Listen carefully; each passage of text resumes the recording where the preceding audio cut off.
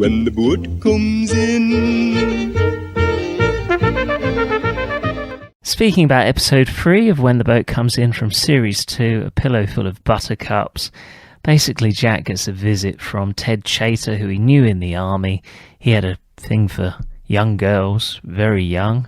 In this case, it's a girl of 15 that he's got pregnant, and Jack calls him a bloody madman, which is 100% correct.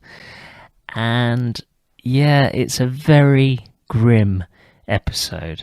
Ted basically blackmails Jack, saying that he was on the fiddle in Russia and he's got to help him, otherwise he's going to shop him. I think he would have done as well, potentially. And she loved me, Jack. I mean, she really did.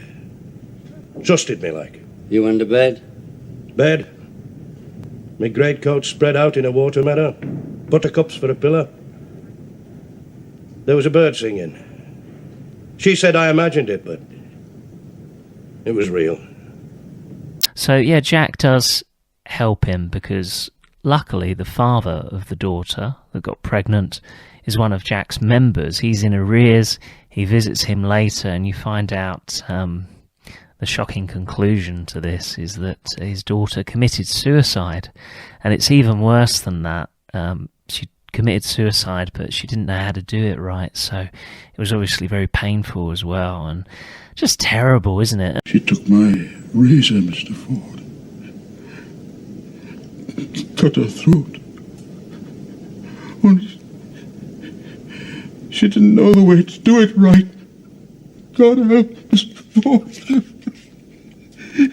She didn't.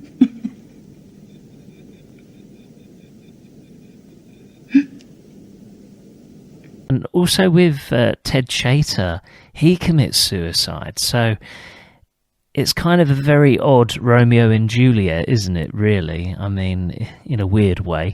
But yeah, with Ted, basically Jack's shooting out with manners, isn't he? And I think there's a couple of members of the army that are there, officers, you know, gentlemen. And he wants to kill one of them, doesn't he, Ted?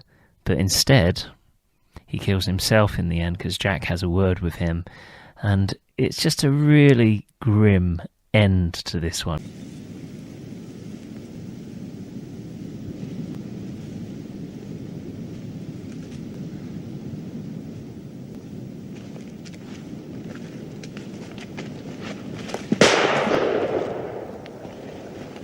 Back at the Seatons, Bill wants Billy to specialise as a doctor. Billy doesn't want to. He wants to be a general practitioner, I believe.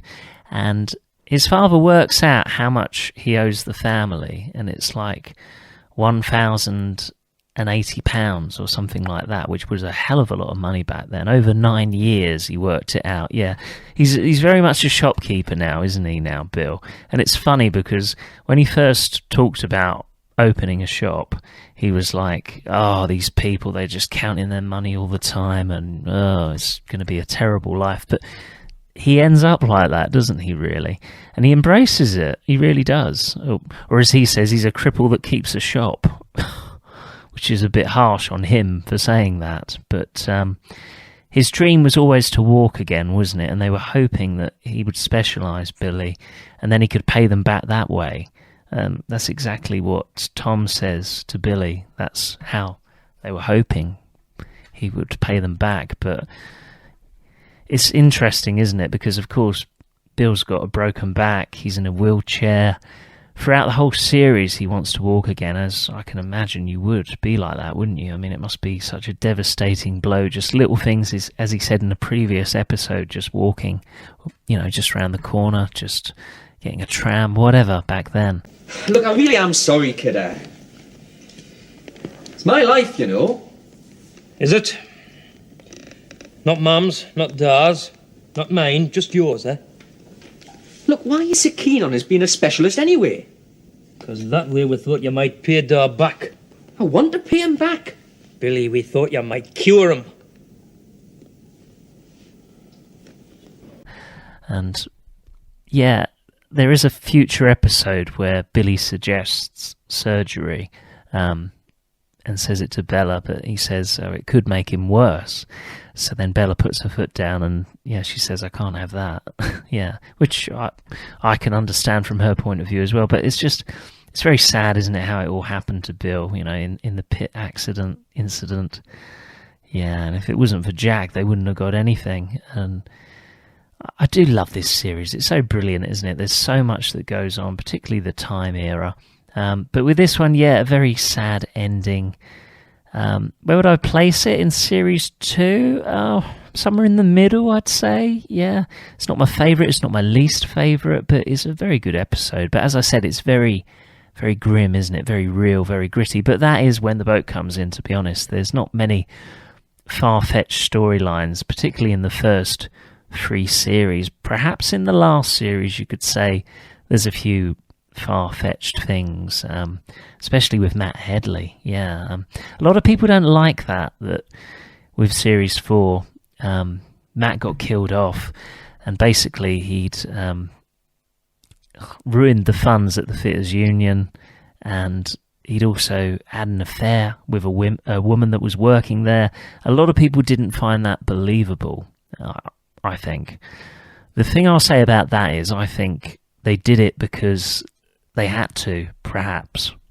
Maybe if Jack just went back in the 4th series and Matt was there, it would have been too easy for him. That's the only thing I can think of why they did that. But we'll talk about that in future podcasts. But as for A Pillowful of Buttercups, it is a good episode, a very gritty episode, but a very, very grim ending, yeah.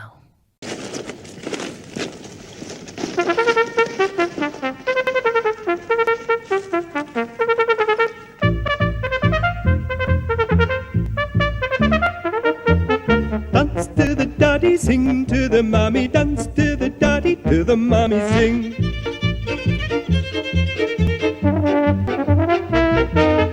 Thou shalt have a fishy on a little dishy. Thou shalt have a fishy when the boat comes in.